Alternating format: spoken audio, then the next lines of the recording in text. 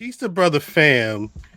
If you haven't already been, throughout this past week on the YouTube, he's been conducting a series of interviews with many of the competitors that will be taking part of the Thriller event from Fight Club this Sunday down in Maryland. And tonight we got very special guest for a very special situation. We've had face-offs on here before. Mm-hmm.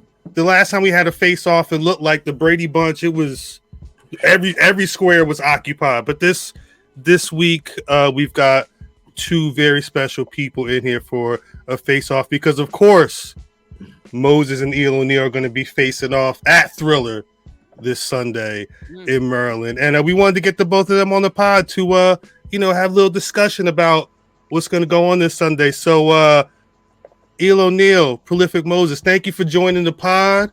Thank you for being here. I'm matter of fact, let me turn this music off. I'm going to step out the way because the floor is not mine. The floor is yours. I want to know what's going to go down this Sunday. Who's going to be, whose shoulders going to be on the mat? Ding, ding, ding. Okay, so it's me first? Shit, let's go. Of course. Talk to him. It's me first. Talk to him, you. So I would like to start by saying that anytime I get in the ring with anybody, I respect them. But I very personally respect Moses as a competitor, but also as an individual outside of the ring. Okay? So we don't have to get any type of disrespect nonsense involved in this. As you all know, for the past 4 years, I have been on a very gentle ascent towards the capturing of the Pan-African World Diaspora Championship. I've lost to Trisha Dora not once, but twice. And now I finally have an opportunity to capture the thing that's eluded me so much. Right. So, of course, because I rattled a few feathers, because I shook things up, because I decided to go around the status quo of what fight leadership would want me to do. They got a little mad and they put me up against a ringer. All right. Moses is big, man. He is big and he is strong and he is powerful. He's been everywhere. He's been Ring of Honor. Up and down the East Coast. Right. You've seen him on Dark. You've seen him all over the place. And the reason why they picked him specifically is because they know how much respect I have for this man, right? They know how dangerous I know he is. But the difference is now isn't early 2020 Eel O'Neal, right? Right before the pandemic, scrawny, skinny, happy to be here. No. This is now's Eel. Okay, and now Eel is a very dangerous man. You guys have watched over and over again when people looked me in the face and said that I was nothing, that I would not beat them, that there was no way that I was walking out with this, no way I was walking out with that, no way I would capture this, no way I would walk away with this. And then again and again and again and again, same result. Now, what is the definition of insanity, right? Talk to him. The definition of insanity is doing the same thing over and over again and expecting the exact same result. And this is what my opponents and the people who want to keep me down continue to do. They want to do the same thing. Send me ringers, whether it be Steve Pena, whether it be Shug D's, right? Who are supposed to take things from me. Oh my gosh. Whether it be Christian Robinson's, whether it be Atherton Amada's, it can be a litany of different opponents and still the exact same result. Now I'm starting to feel insane. Are you? Damn. Put me in the singles match that I deserve. Otherwise, I'm using my wild card. All right. Thank you. Oh, finally, someone's hearing me. Moses. Brother, very dangerous brother, I am sorry to say that you are going to be the person who is looking up at the mat. Or maybe it won't even be that. Because knocking you out, I'm sure, is a very, very hard thing to do. Maybe it'll be you tapping on the canvas. Or maybe it'll be you getting counted out at 10. Maybe it'll be you standing above me, holding a chair with me on the ground, acting like I'm knocked out, Eddie Guerrero style, with you getting disqualified. But I'm not losing. I might not win a fight, but I'm not getting an L. Damn. Sorry that took so long. God, long-winded. You finished? All right. So since you started off with respect, I will start off with respect for you as well. I actually met Eel at the gym, a place where you would want to meet a professional wrestler. So we started off on good terms. And then I have seen Eel constantly at different shows up and down the East Coast. And even when I wasn't in the ring, I have had the pleasure of watching him in the ring. A lot of people don't know, but Flying V is literally the imagination of Eel. And for that, I applaud you. He is very creative. He is very innovative. However, I just don't think he is truly tapped into that. And we'll come back to that point. However, I wanted to address something else that you said.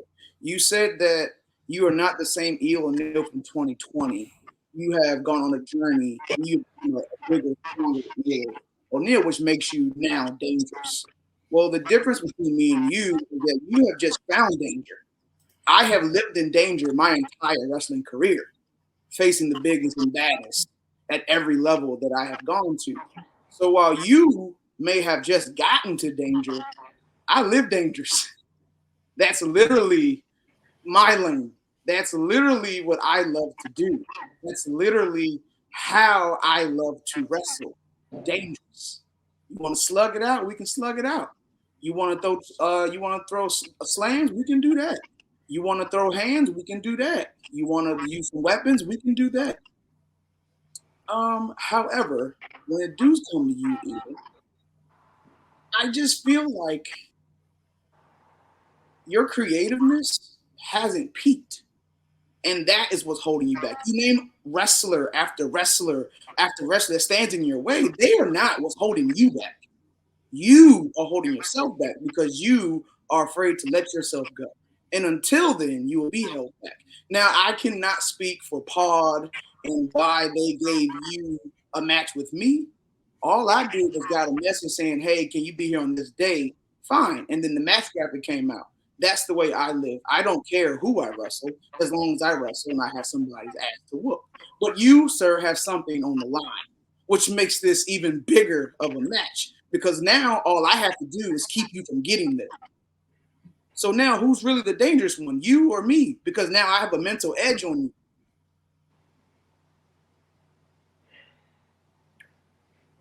Okay. I'll put it like this. They always say, don't corner a wounded animal. 4 years to the day, Trisha Dora's first opponent in the finale of the Pan-African World Diaspora Championship was me. She didn't knock me out. She didn't hit me with the lariat Tubman. I thought I was so smart. I avoided every single aspect of her offense, and then she got me with a crucifix pin. I've been hurt ever since. Walking around bloodied, beaten, my pride destroyed, and watching her go on to become one of the greatest competitors in professional wrestling. Watching black people all over this country look at her and admire her health. When Suge came up to me and decided he wanted to wrestle me, that's the man who has decided what, via backstage, what people are gonna make it as far as black wrestlers. Trust me, Suge is a kingmaker, and he didn't pick me. I've seen Brian Keith's, I've seen Lee Moriarty's, and I've been beaten by them too. I've seen so many signed talents come and go, and every single day I think, when's gonna be my time? Lord, when's gonna be my time? And I'm telling you, Moses, this wild card means more to me than life itself. It means more to me than my own soul. I love my mother. I love my girl. I love my grandparents. I love the kids that I care for in my mentorship, and I would give each and every single one of them away. I'd throw them in the trash without a second guess if I could have that Pan African World Diaspora Championship in my hands right now. Well, see, that's the problem, Eel. Well, at least that's part of the problem. 'Cause see, honestly, the way I see it, we walk the same path, right? You talk about being picked over and being looked over and coming and going. Let's not forget, I was signed wrestling on TV, wrestling on pay-per-views. I was a champion. And then when my time was ended, not by my own choosing, my partner got signed. Oh, My team captain got signed. The big bad kaiju got signed. And where am I? I'm at home. But I don't use any of that as an excuse. That's my motivation. And the problem is you keep putting excuse, rather than using your plight after time as your motivation to get to the next level. So maybe this is excuse versus motivation rather than Eel trying to get to the top of the mountain of pod. I've been passed over for too long to keep playing nice with these wrestling people. Does that make sense, Moses? Man, people love you. You come out, you rock their world, you show them exactly what kind of competitors there should be in professional wrestling. Something that we're desperately missing. Animalistic, big men, strong, intelligent, sturdy. But me, I am a diseased dog in this industry. Day after day after day after day, I see people who do not look like me getting success and knowing that there's no paved way. Man, you are what the industry should be, and I'm exactly what it will not ever get to be. I'm too dangerous. So You're again, like somebody that once took over the wrestling world, who once had a pipe bomb promo. Nobody wanted that man. Nobody cared for that man. But everybody fell in love with that man. Everybody chanted that man's name. When his music hit, everybody sang his song. So, Eel, do you really want it? Or do you just want to complain about it? Because if you truly want it and you truly are about it, you just keep going out there night after night after night. Because I guarantee you, whether it's black or white, the cream rises to the top. all right. When it comes to stats, and we're talking about matches, I've now changed avenues. Now that we're talking about tactics, now that we're talking about professional wrestling, because I've never been a big CM Punk guy. I'll be honest. I'm a Daniel Bryan guy. I didn't name drop. You did. I guess. But they're giving me the light over here. Okay. I'll say this. The things that you're going to want to look for in this match for keys to success, right? Is how much I can break the rules. Okay? How easily Moses will get his hands on me, how physical this match gets. Because honestly, compared to him, I'm no physical competitor, but I promise you, when it comes to professional wrestling and breaking the rules and finding openings and opportunities, I'm Muhammad Ali. All right, I'm a counter puncher. No. Yeah. I'm Floyd. I'm Money. I'm Mayweather. Right? I'm a counter puncher. He's gonna hit me with everything he's got. And if I get that one dip and I get that one opportunity, Moses, I'm gonna find a way. So I'm promising you, stay on top of me, knock me out, destroy me, absolutely obliterate me. Because if I'm standing on my 2 feet, if I manage to get my druthers about me, it's not your night. This is what I'll say, Eel. You do whatever it is you think you need to do to be great. Because I feel that you're just scared of your greatness. And if you don't show up in peak greatness, well, you'll be laying at greatness feet. All right. All right. They're giving me the light. I gotta go. I'll see you on Sunday. See you. Damn. Just like that. Well, Moses, Eel, thank you very much. Appreciate y'all. Sunday, again, Sunday. Down in Maryland, Fight Club presents Thriller. You're going to get Moses. You're going to get Eel O'Neal. Whew. Something went down just now. I'm speechless. No, I'm not speechless. I'm speechless. I have a very, very selfish. First of all, yes. Shout out to Eel. Druthers is an amazing word, right? Yes. Amazing. My only request, brother Moses, is me and my family will be there in support in the front row. And if the action starts to look like it's gonna spill into the front row, just give me the hood. Like, you know what I mean? I don't move fast.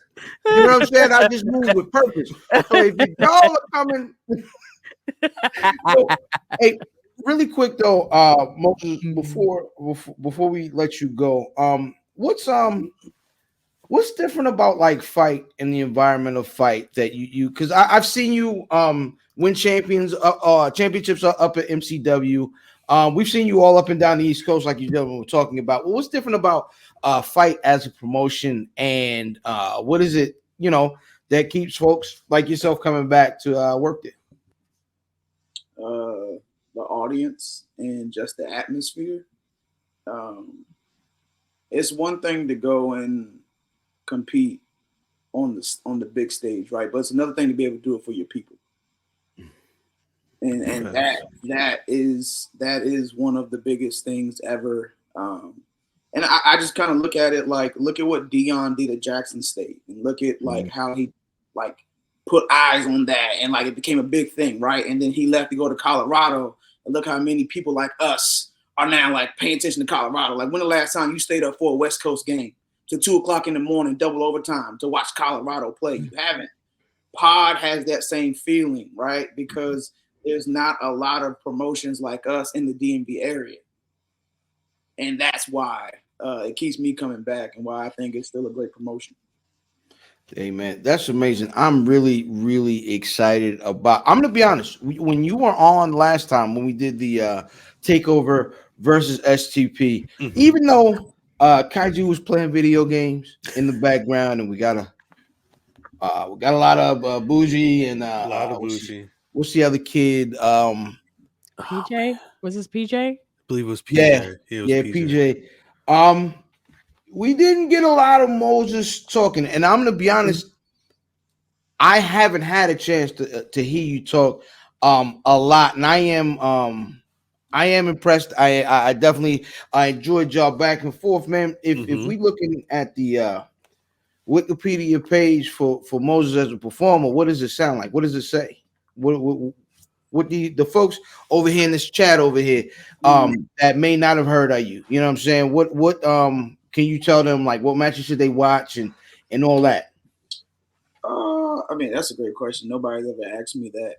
And it's funny you say a lot of people haven't heard me talk. A lot of people only see me like ramped up when I'm like fired up in a promo, but a lot of people haven't really heard me talk just as like a person. So background, went to Clemson University. I have a degree in mathematical sciences applied in computational math. I used to teach high school for a little while. I was a college football coach till I started pursuing professional wrestling. Let's see. I love all kinds of sports. I literally just got into hockey, which is kind of cool. Yeah. Open at night. I'm a big goon guy. Like, I literally look on the roster to see who's the goon, so I can see. Like Cal. That's why I watch. Listen, why do you watch NASCAR? For crap? Why do you watch for knockouts and fights? Like, let's be for real about it. Right. you asked about matches. Some matches that were really good to me were when STP won the 6-man title belts. SOS versus the Briscoes. That was a good one. Shane Taylor Promotions.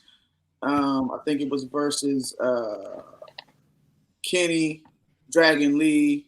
It was in Philly. That match was in Philly. You can watch any of the matches in MCW. All of those were good. Yeah, to me, like my favorite match, I mean, right now would have to be SOS versus the Briscoes, just because of the nostalgia of it, and then sadly the passing of Jay. So that will ever be memorialized in my heart. That's one of my favorite matches. Indeed. Nice. Yeah. What part of this? Undertaker at your house? Undertaker at your house. NXT the other night, all the way over the Moses. Undertaker at your house is the name of the episode. That's funny. What is the part of this thing that you guys do? Because it's rough on you guys. You know what I mean? You travel, you beating your bodies up. Pause. What's the part of all this that kind of keeps you coming back? You know what I mean? I know you got the lighting issue. Can you still hear me? Yeah, I'm still here. I'm getting the light fixed. Okay, but yeah, what part of what it is that you do, like in that ring, keeps you coming back? As far as like, what's your is it the sound of the crowd? Do you like the physicality? Is there some sort of masochism involved? Why you keep coming back to the ring? I know I heard. It's the love of it. It's the feel. Like what I can tell a lot of people is before your match, you might have some nerves, right? But it's nothing like that adrenaline you get when you know your music about to hit and you have to turn it on, right? And then whether your objective is to hear boos or yays, like did I achieve my goal, and did my opponent and I, or opponents and I, achieve the goal we set out to achieve? But other than that, it's really the love, because especially when you start out in wrestling, you're not making money. You're literally losing out on a lot of money. You're losing out on a lot of time that you could be spending with your family, doing something that you genuinely would have wanted to do. Like I spent so much time away. Like Eel brought up, like he would throw away his girl, his family, and all that. Like literally, I did that. Like you literally have to, if you want to be good. Throw everything if you away. want to be good, you literally have to sacrifice so much of your life. And I think when you sacrifice at a high level, you want to keep doing it at a high level, right? Because what were the sacrifices for? Right. Absolutely, man. Listen, I'm definitely looking forward to really the whole entire event on Sunday. I can't wait. Before we get up out of here and let you go, let the folks know why they should come through one last time, and where they can get to you on social media. So this weekend, I have to show Eel the light, but he won't be the only one to see the light. I have to awaken something inside of him in order for him to reach a level that he needs to get to if he truly wants to excel in this business. And I think sometimes you have to go up against the biggest and baddest to get that. Follow me on Instagram at Prolific Moses, and Twitter prolific.moses. Talk to him. Man, it's amazing. Prolific Moses. Yes. Appreciate you for coming through. Again, chat Sunday. Thriller, another F1ght Club banger. Ticket link is in the chat if you ain't already seen it. Moses, we will be front row. Yeah, just make again, Moses. Yeah, just say something. just say something. Say something. I got you.